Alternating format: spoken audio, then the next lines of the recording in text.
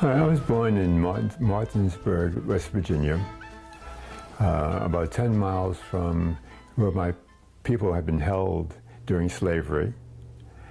Slavery ended. Half the family went 9 miles in one direction to Harper's Ferry. The others went to Martinsburg, West Virginia. It was a nice little town.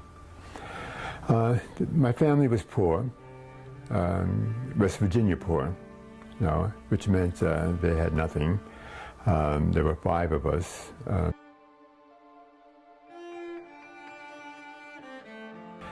I was given to the Dean family to raise, and presumably I must have said something wrong or two. So I was raised in Harlem. I came to Harlem. Harlem was not a very special place to me. It was simply home. That I began to develop was the idea of my personal identity. Who was I? And then I discovered, of course, that I was black. And I also discovered that being black wasn't that cool. I decided that I was going to become an intellectual. And that worked for a while, but when it became time for me to think about college, my family had become dysfunctional, really dysfunctional. I mean, my uncle was murdered, some people in my family in jail, there was drug use. My father went through his Great Depression thing and they could hardly sustain me in high school. I mean, there were days when I didn't have money for lunch. There were times I didn't have clothing to wear to school.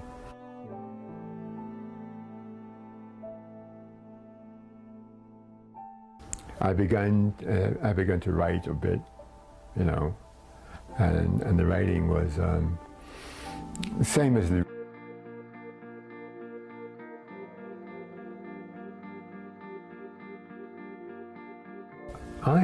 I hope that my legacy is that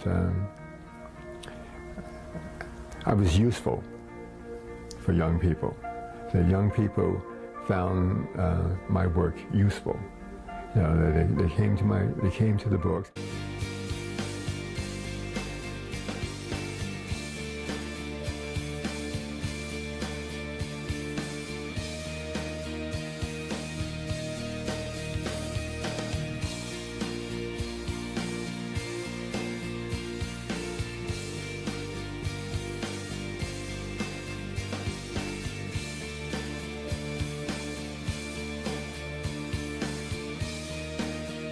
I want to make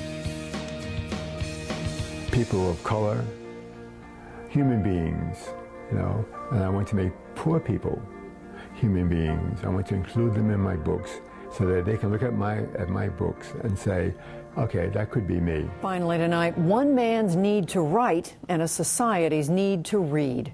Jeffrey Brown talks with author and advocate Walter Dean Myers. I was raised where? In Harlem. I was raised in Harlem. And on this day, it was to Harlem that author Walter Dean Myers returned. At 74, Myers is the Library of Congress's National Ambassador for Young People's Literature, the first African-American to hold the post.